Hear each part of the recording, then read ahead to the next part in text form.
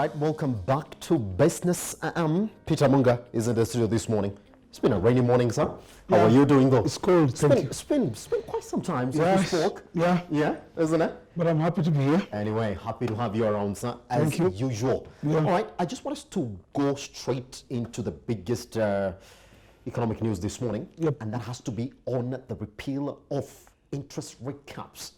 Still goes on. Yeah. Doesn't stop. All right, doesn't stop. Let's therefore lay background to whatever it is that we're talking about this morning. Now, mobile phone loans raise CRB reports to 181%. This is the first story that we're going to talk about this morning. Now, requests by banks for loan repayment reports from credit reference bureaus jumped nearly threefold to 12.4 million shillings in the race to shield lenders from defaults, especially on short-term mobile phone best credit. According to the Central Bank of Kenya, requests for loan reports from the CRBs rose 181.1% last year, marking the fastest jump since the introduction of the bureaus in 2010. Now, the increased use of reports is linked to the sharp rise in supply of soft loans given through mobile phone platforms. Now, the rising appetite for digital loans has led tens of unregulated micro-lenders to invade Kenya's credit market in response to an increase in demand for quick loans and the freeze in the commercial banks lending to individuals and small businesses that followed the 2016 capping of interest rates. Now, interests on mobile loans were not capped under the previous legal regime that imposed a ceiling on credit rate charges in 2016, setting the ground for banks to lend aggressively via mobile phones. Now, thus this coincided with a rise in defaults on loans taken through mobile phone platforms,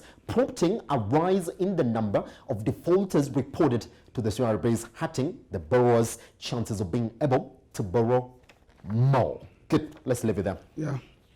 So now there's this report, which actually shows good. Now, banks have been seeking report from CRBs just to know who they're lending to, and just to get more blacklisted so they don't lend that to them. Yes. But I just want us to look at it from this perspective, Peter Amunga. Everybody does know, though, and the Central Bank of Kenya knows, that a majority of these mobile apps that are actually outside here are controlled by the banks. Yes. The freelancers, what we know, the branches and the tellers. In fact, most of the source funding comes from most of these banks. Yes. So why has it been very difficult, therefore, to actually go in and regulate these mobile apps? Because in real essence, the banking sector has been crying that we are overly regulated. Yes. We're talking about now this cap on interest rates that has been repealed. Yes. Why is it very difficult for parliamentarians to go back to the House and say, look, we are tabling this law or this bill that's actually going to come in and regulate these mobile apps? You see, this came up one time in the Senate where the central bank governor, was questioned about the regulation of these money lenders, the mobile money lenders. Yes. And you know, even at him himself, central bank governor, was at loss. He even asked for more time to go and find out really how these lending companies came up with this kind of mobile, who regulates them. He didn't have the facts with him. This is what I'm saying. It beats the mind of any ordinary Kenyan that such a very important sector like that one is totally unregulated. And that is why we are seeing this kind of rise. Because these people came in, they just invade your privacy. They tell you can borrow money.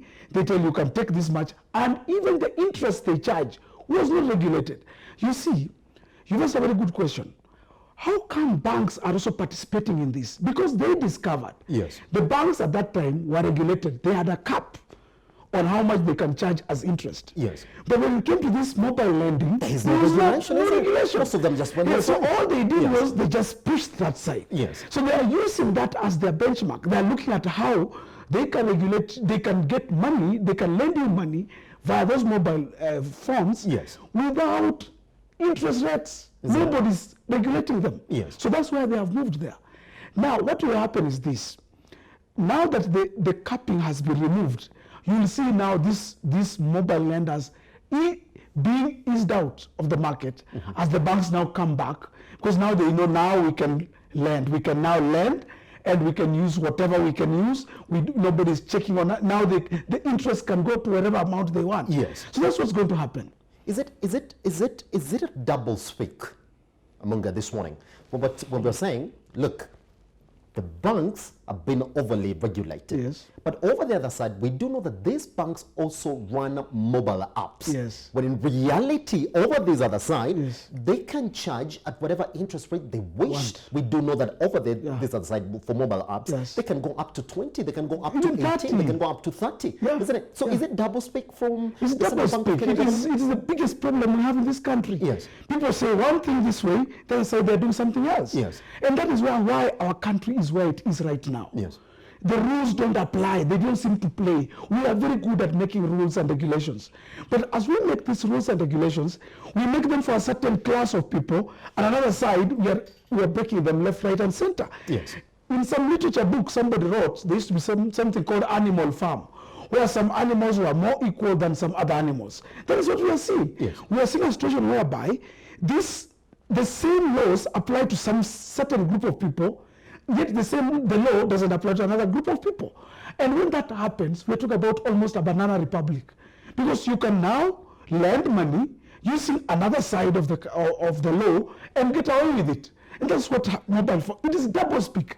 It is dangerous. Yes. It is what has brought us to where we are today. Yes. I just want us to go back to exactly what makes this regulation very difficult, because I just want us to talk about the biggest product that we have in the economy right now. This one is Fuliza. Yeah. And we do know how much Kenyans are actually using this product. Yes. And we do know which bank is behind Fuliza product as well. Yeah. Now, is that exactly what makes it very difficult? Because if you start talking about regulating mobile apps, then we have to go even back and look at issues like Fuliza, Am KRA as well, which, as we do know very well, are well encompassed within the government's Actually, the biggest problem, it's not good to name names, but yes.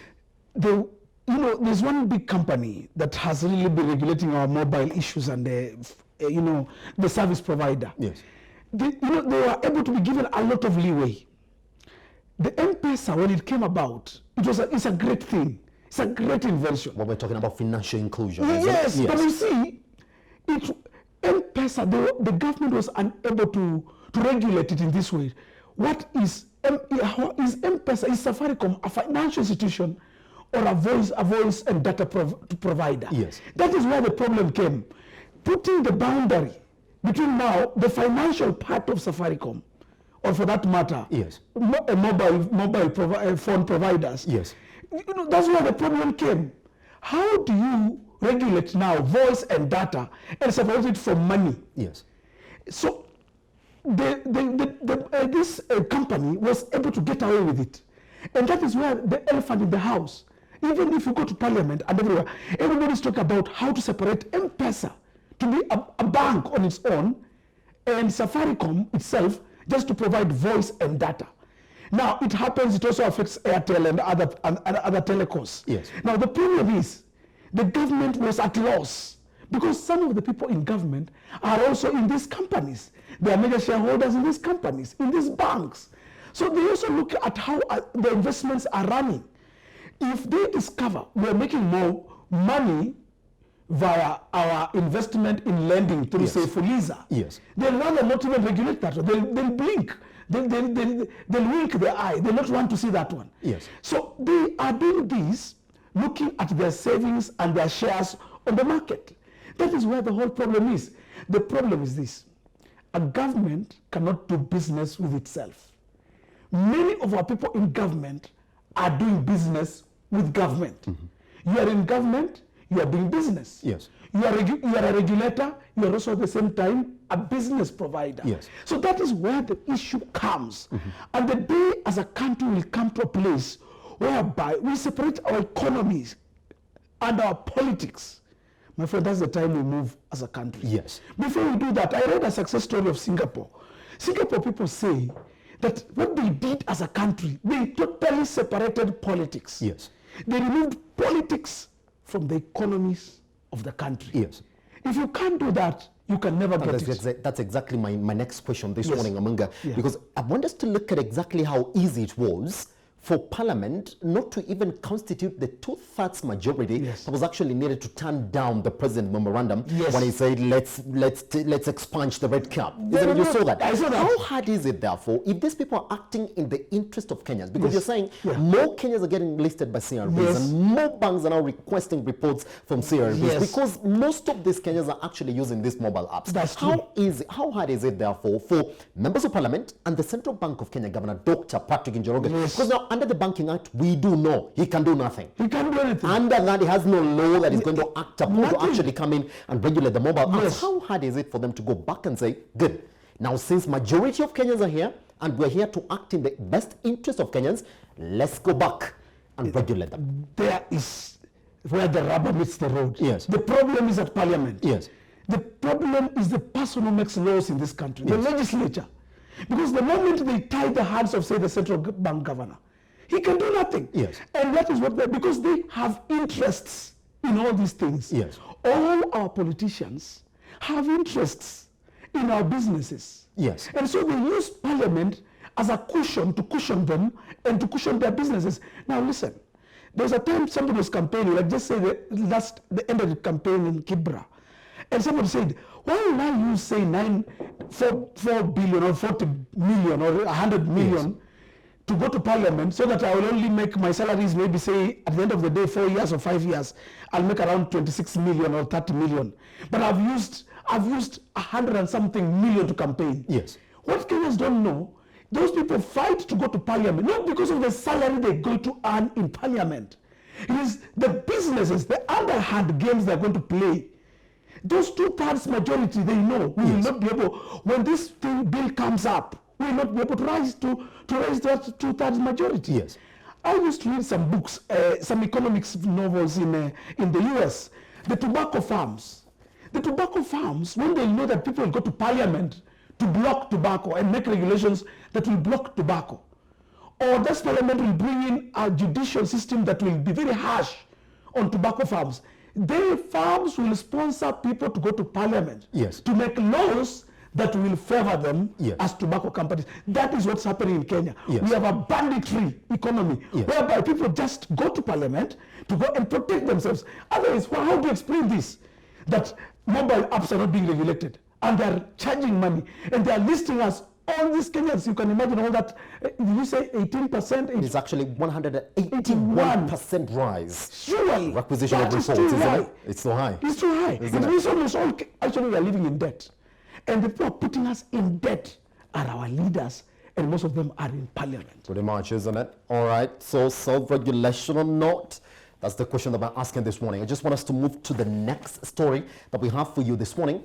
Now, Equity, Q3 results, they're up by 17.3 billion shillings. Now, Equity Group's third quarter earnings rose to 17.3 billion at the end of September 2019, up from 15.5 billion last year. Now, Equity Group is the first listed lender to announce its third quarter results. Now, the announcement has come soon after Parliament voted to amend the Finance Bill 2019 and scrap the rate cap law. All right, we're just going to leave it at that. Richie, can you take us therefore to the Equity Group CEO, James Mwangi? I was talking about this result. Last week's repeal of interest rate caps on loans was widely welcomed by Kenyan commercial banks as a sure signal to more access to credit. Already, a number of banks have indicated that interest rates on current loans will remain unchanged. But there is still no indication yet as to which direction commercial banks intend to take with regards to lending rates on new loans. However, Equity Group, which is Kenya's second biggest bank by asset, appeared to hold the view that Kenya's current economic conditions are not right for a lending rate hike. Data suggest, and I can quote authorities managing our monetary and fiscal policy, that the economy is softening and the private sector is not in very good health. And the question is, would you wish to increase interest in a softening economy and then resort to bad loans? And our vision is, why don't we reduce our NPLs from 8 to 6? That really becomes the focus. And you don't do that by increasing interest rates is because the economy, and I quote, it's not that that might be the best desired strategic position, but the economic state. Until you see the economy change, if the economy continues to soften, then NPLs can go up, and that will be more expensive than enlarging margins. While non-performing loans in Kenya's banking sector stand at 12.6% of the overall loan portfolio, Equity's ratio of non-performing loans stands at 8.3%. Dr. Mwangi contends that the government needs to make its intentions clear on where interest rates should be. The conversation about interest capping removal is premature.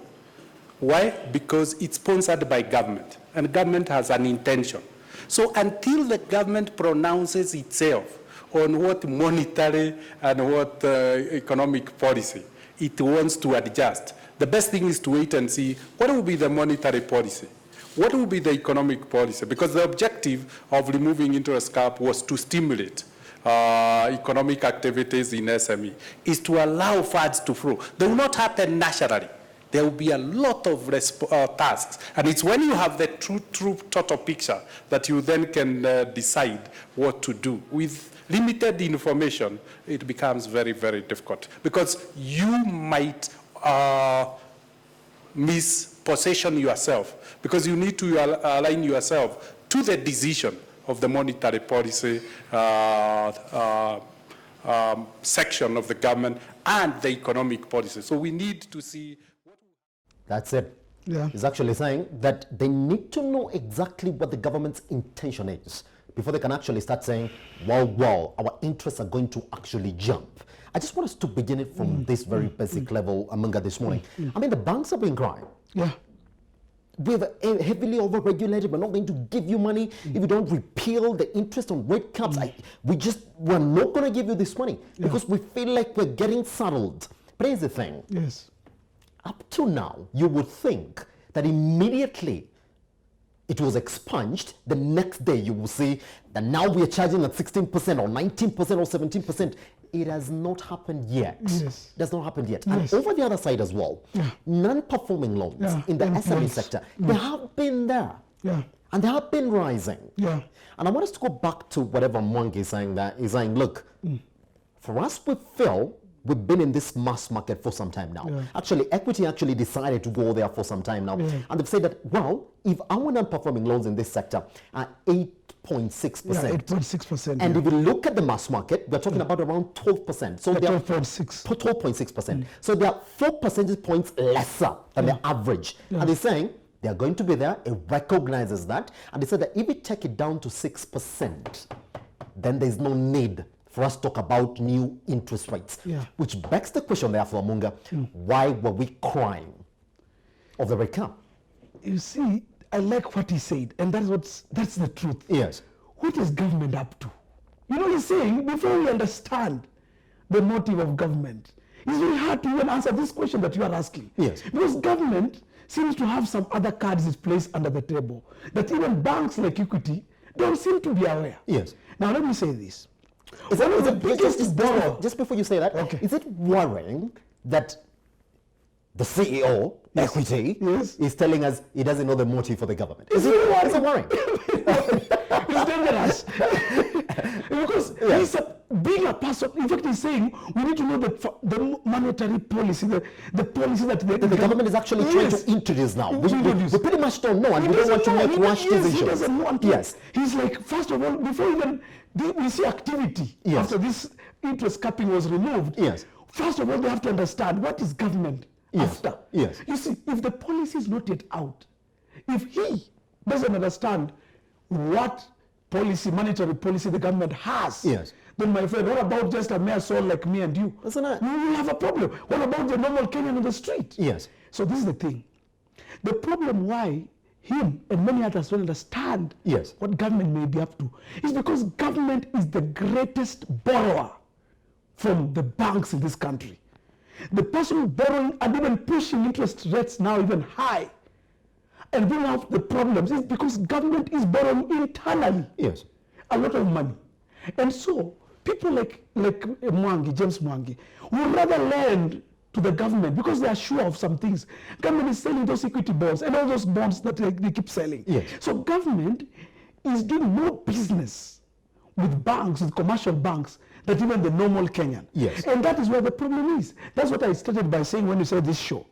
The biggest, when a government starts doing business, gets involved in business, gets involved in doing things that businessmen are supposed to be doing, yes, then you are in a problem.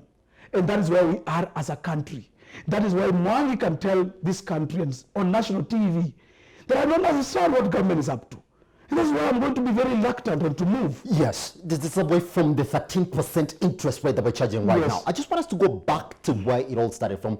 And the Simpson Bank Yes. equity, Yeah. when it was in 2017, actually, 2017, yes. they did Yeah, announce 2016, yeah. now because of the rate cap, we're moving away from the mass market. They came back later on and changed that decision because Yes. if you lend to the government, Yeah. you're basically getting 8% interest. Yeah. But if you go to the mass market, you're getting You get more, 13%. yeah. Then they changed that tact and said, we're going to go into the mass market. Yes. But look at what it's telling us. Yes. Whether you like it or not, Yeah. non-performing loans are still going to be with you. Yes. And that is the stressing point. Yeah. That for us, if we can actually reduce our NPLs from 8.6% Yeah, to to just 6% of our loan book, Yes. then that is going to make sure that we are actually right within where we need to be. Yes. Because they're getting around 21 billion returns from the mass Yes, market. yes, true. Doesn't that tell us, therefore, Amunga, this morning that Yeah.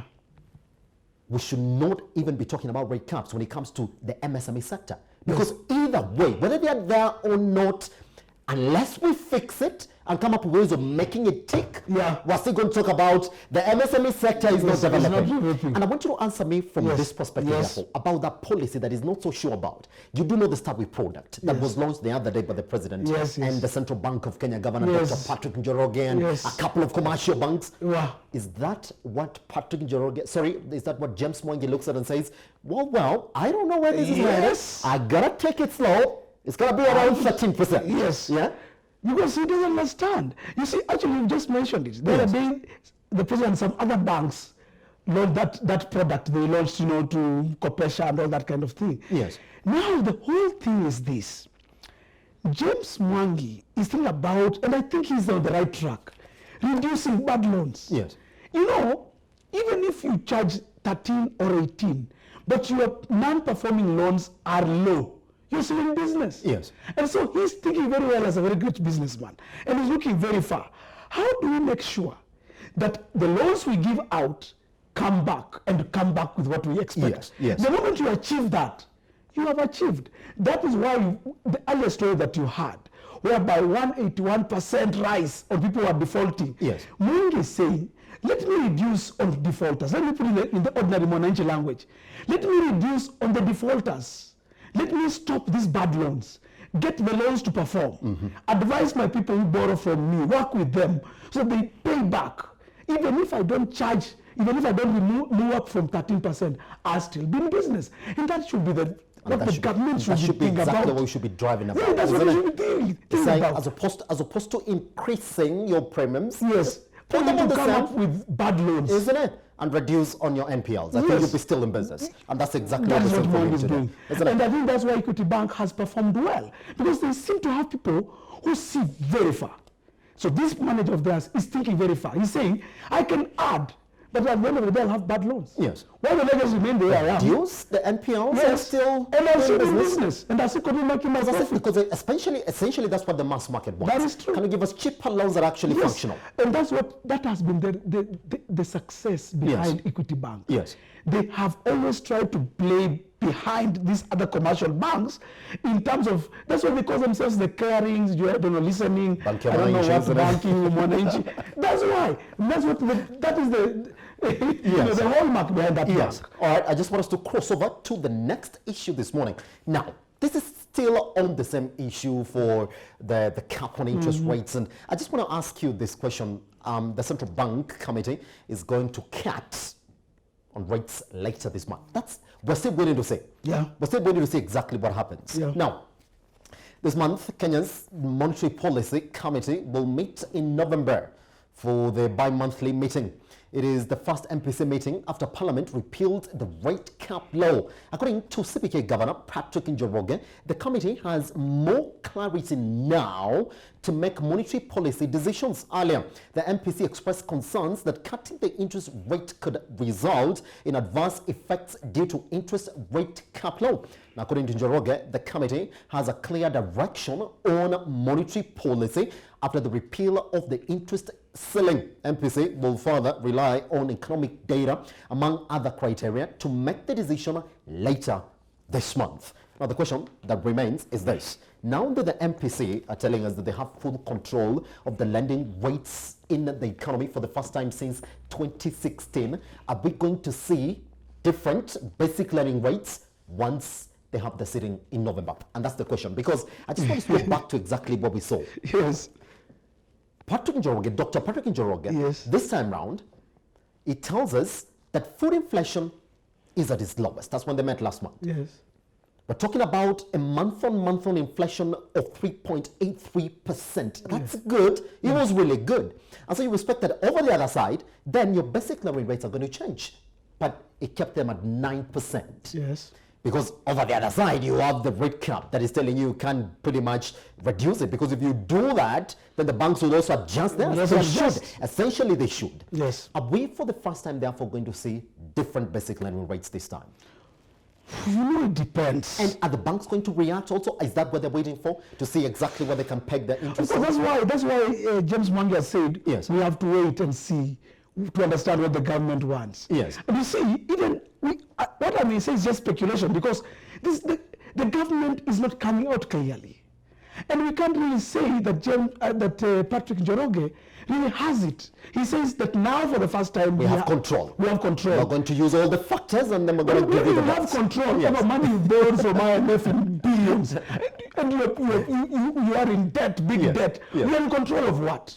You know, at the end of the day, finally... Are those the factors that he's going to look at and say, well, now since I've got control, yes, it's not just going to be about inflation, yes, and it's just going to be about all the factors. Yes, put everything now together. Now, okay, of course, the first control is that he's able now to look at all factors before he makes any decision. Yes. Yeah, so which is good for him. Yes. Because it gives him now some more leeway. Yes. It gives him some advantage. But the only problem, we sympathize with him. As much as, when you have a control, if you are the father of a house and you have control of your house, but you need to know control of what? What are you called? Do you have the assets? He has more liabilities. He has more problems to control than the good things to control. When you talk about Unga going up at 131 shillings, we have it at 131. Yes, my friend.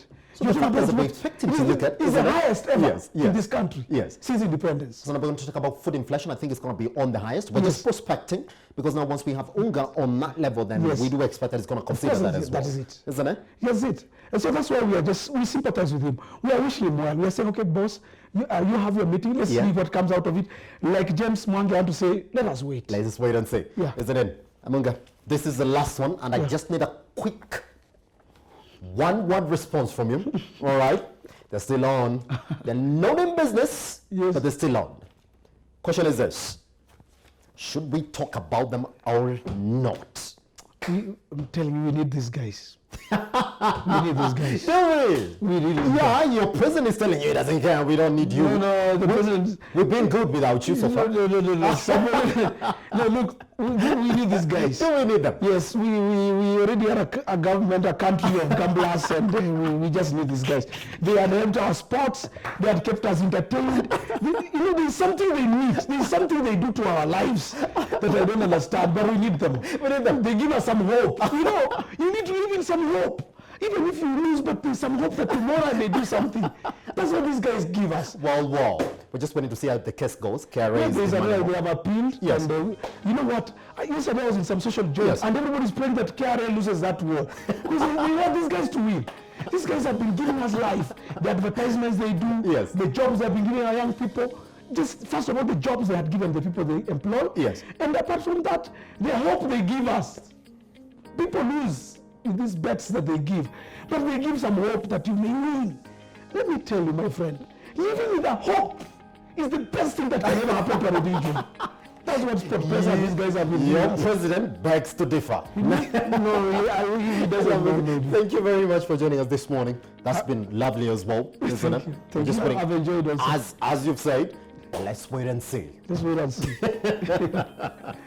All right, we're just going to take a short break. Once we come back, Sector Trends. Good morning.